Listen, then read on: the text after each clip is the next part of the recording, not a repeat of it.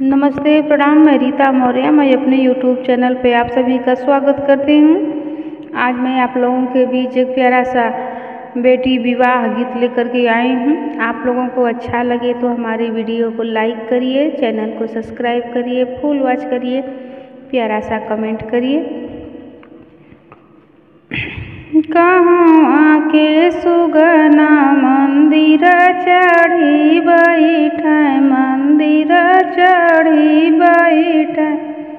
अरे कहवा के करेलन पयान रे ललनवा, अरे कहवा के करेलन पयान रे ललनवा।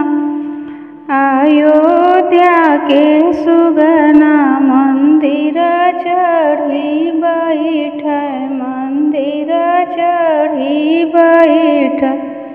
अरे जनकपुर के करेलन पयान रे ललनवा, अरे जनकपुर के करेलन पयान रे ललनवा।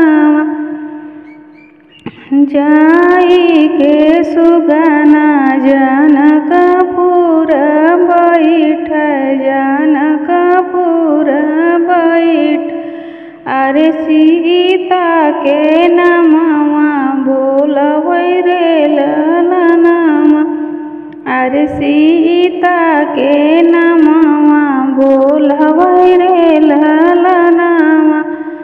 घर में से निकला ना भैया हो कवन राम, भैया हो कवन राम। हाथवा गुले लिहले ठाढ़ा रे ललनवा, अरे घर में से निकला ना भैया हो कवन राम, भैया हो कवन राम। हाथवा गुले लिहले ठाढ़ा रे ललनवा। एही रे सुगना के मारी हम गिरइब, अरे मारी हम गिरइब। अरे इत जपै बहिनी हमार रे ललनवा, अरे इत जप बहिनी हमार रे ललनवा।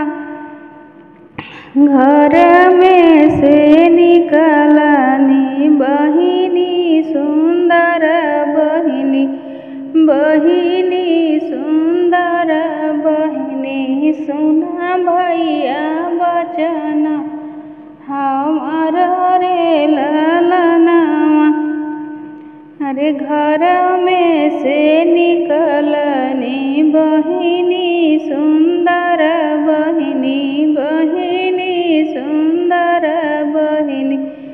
सुना भैया बचन हमार रे ललनवा, अरे एही सुगनवा के जिन मारा भैया, अरे जिन मारा भैया। अरे इहे हमें प्राणय धर रे ललनवा, अरे इहे हमें प्राणय धर रे ललनवा। इन्हीं के मथवा पापा तिलक चढ़वला, अरे तिलक चढ़वला। अरे यही से जपै नमवा हमार रे ललनवा। एनाही के मथवा पापा तिलक चढ़वला, अरे तिलक चढ़वला। अरे यही से जपै नमवा हमार रे ललनवा। कहवा के सुगना मंदिर चढ़ी बैठे, मंदिर चढ़ी बैठे। अरे कहवा के करेलन पयान रे ललनवा, अरे कहवा के करेला न पया